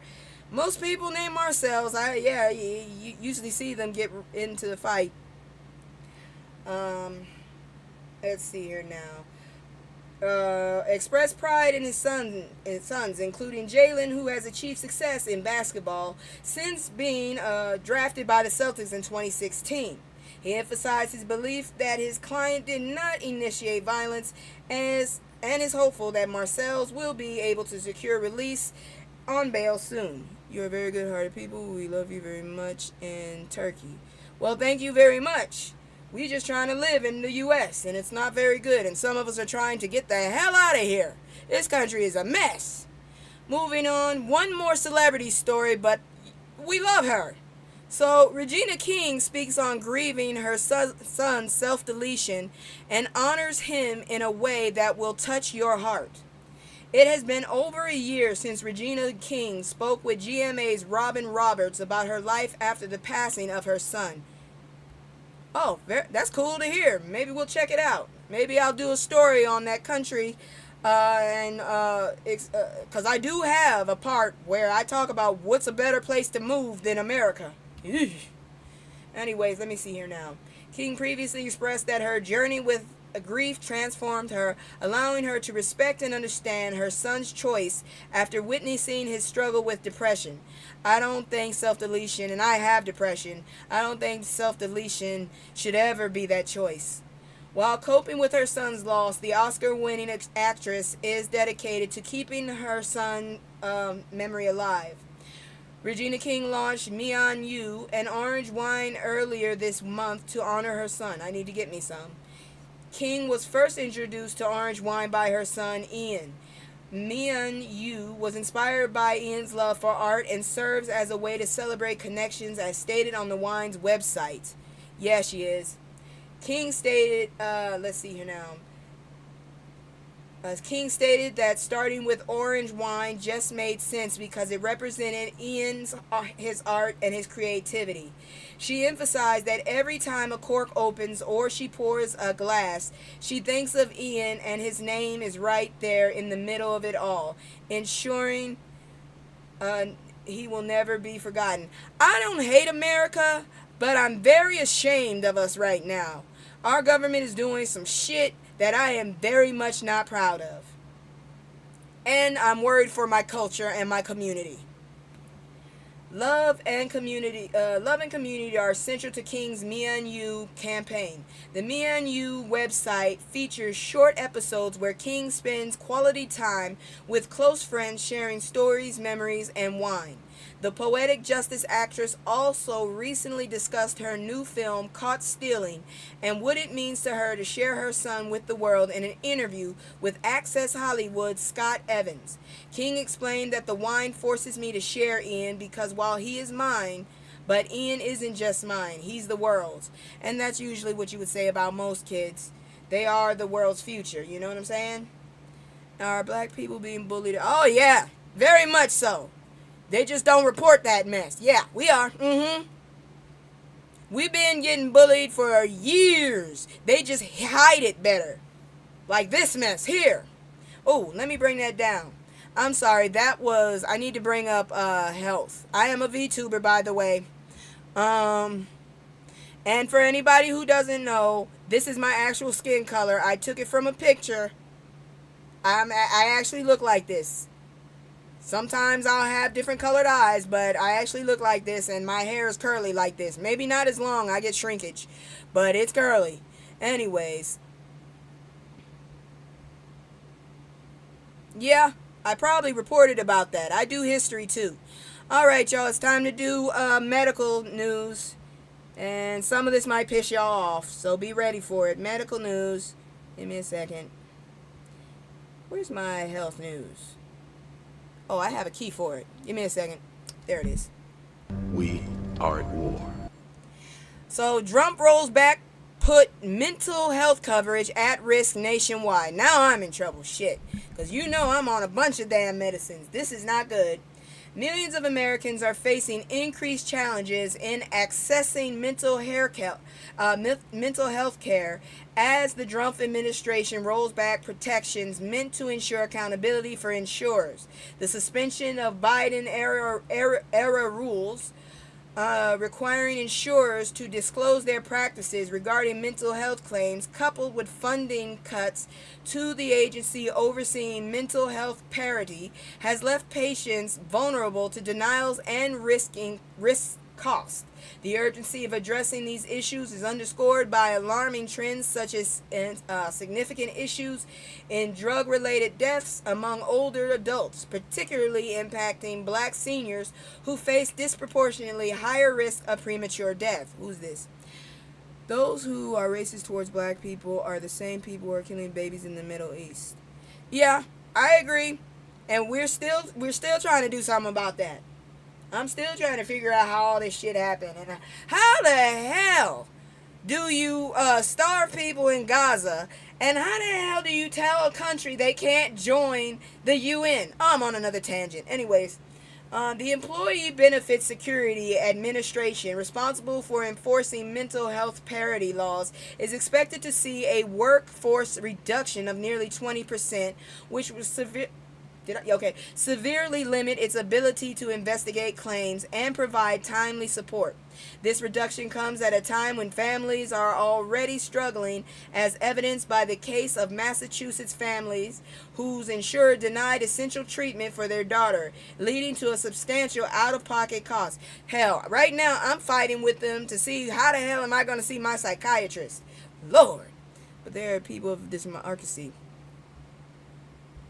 The people in charge have been voted by a whole bunch of racists that would rather see themselves fall and still stand above brown people than to see themselves prosper. This is no longer a democracy. We are in a goddamn dictatorship, and I'm hoping to God somebody does something, because I'm getting the hell out of here if not. I did not go and leave the country and teach other people different languages and join the military and do all this other shit to live in a country with one fucker who just wants rich white people in it.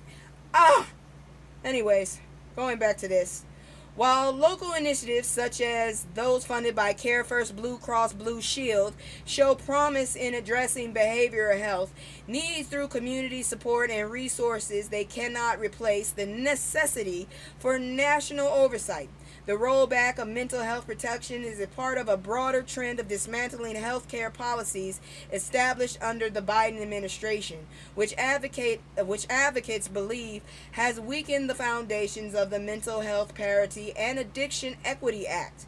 The resultant disparities in health outcomes, particularly among marginalized communities, highlight the critical need for robust federal enforcement to ensure equitable mental health coverage for all. But I can ask you something. Why are you reading random articles? My English is not good. I don't know what they are.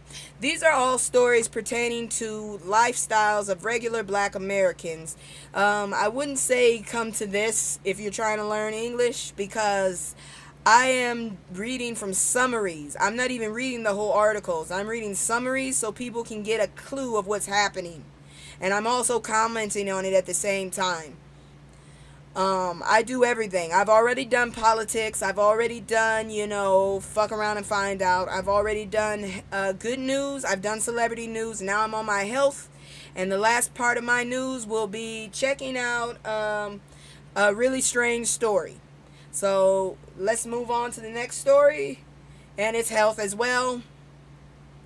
Okay, so I took another picture. There we go. There it is. So Aisha Patrick creating community for sisters with psoriasis. So this is a little paragraph about what's going on with women, black women, or brown women who I understand. I appreciate your effort. What is your religion? I'm kind of following Judaism, but not completely. Because I feel like a lot of the religions in the U.S. are money motivated. I do come from a Baptist church, so I guess you could say I have a mix of Jewish and Jewish and Christian thoughts on religion. However, I do not stop anybody from believing what they believe. That's how I feel. I just want the truth. And I want to worship correctly. That's pretty much it. Now let's talk about psoriasis and the different looks. Please, if you are Jewish, be anti-Israel. I do not really support Israel. I do not.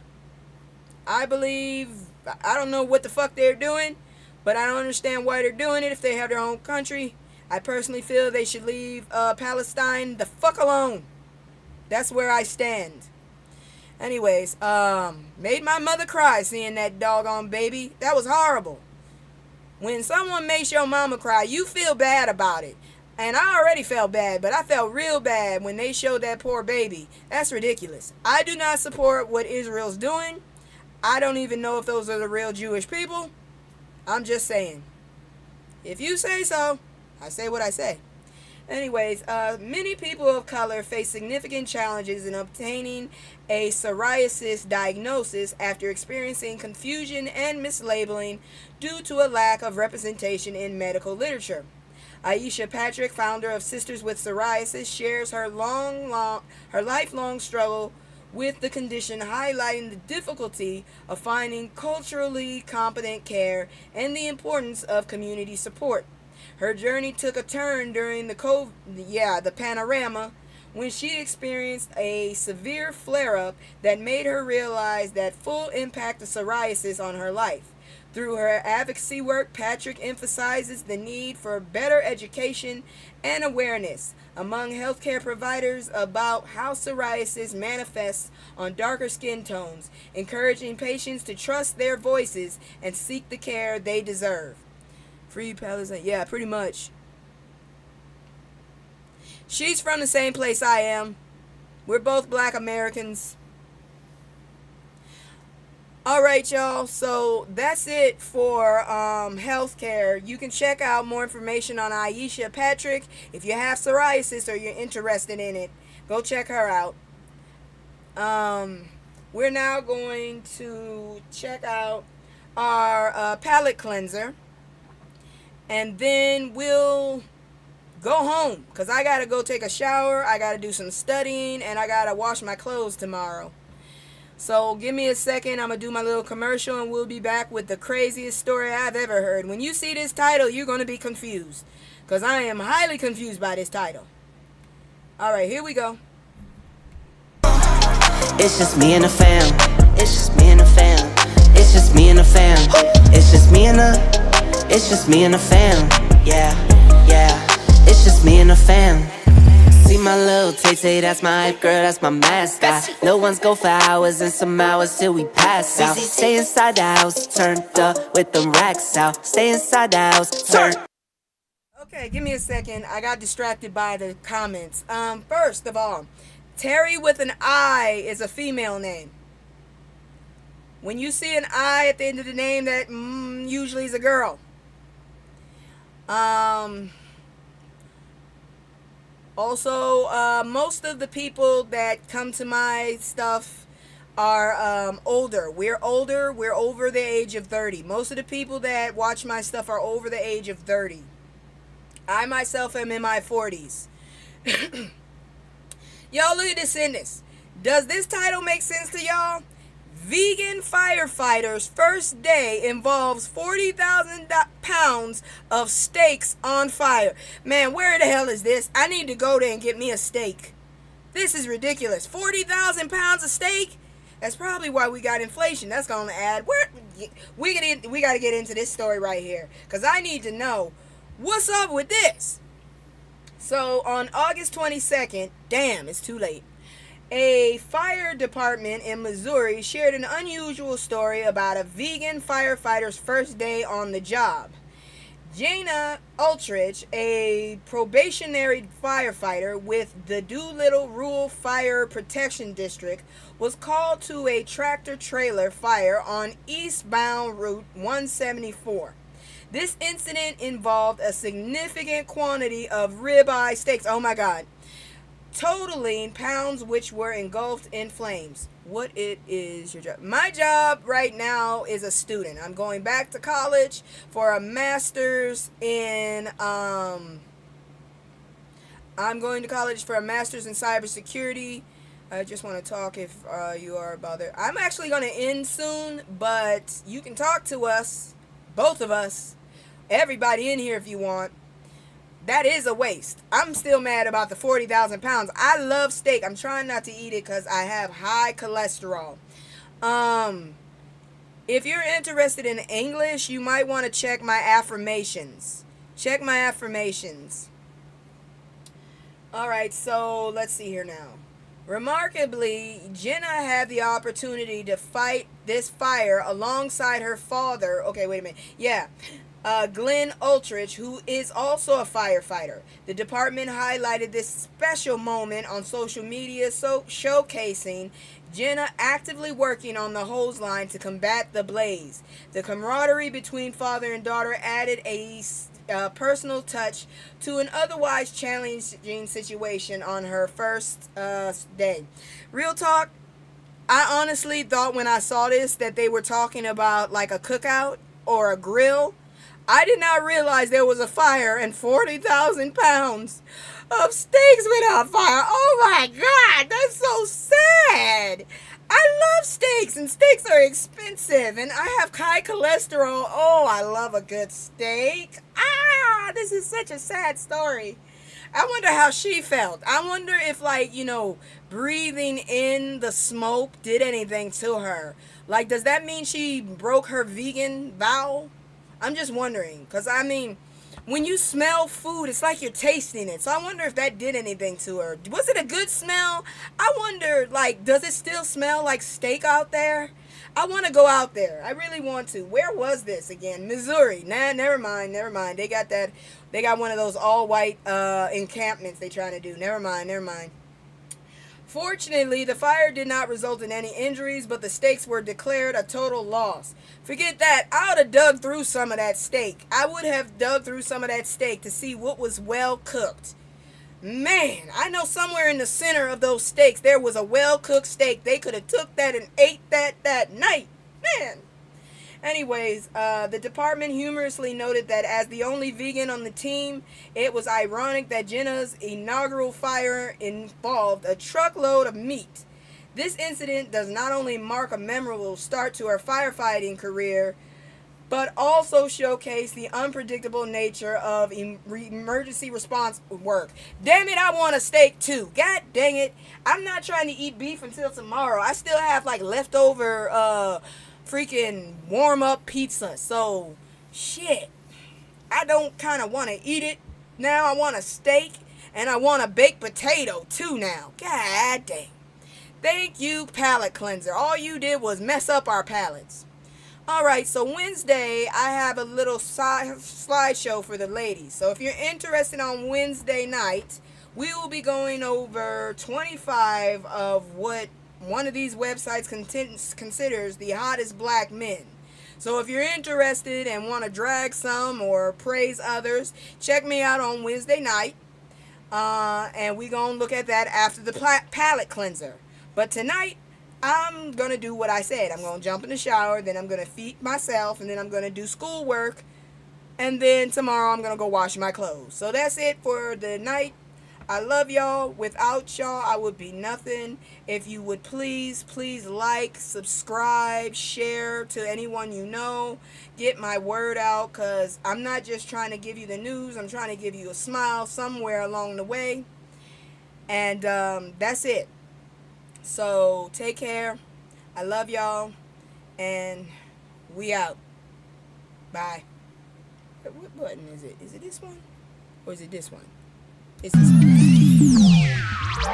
I can't stay. No, I always gotta go. Playing house, this ain't a home with my soul. On the road, I can't stay.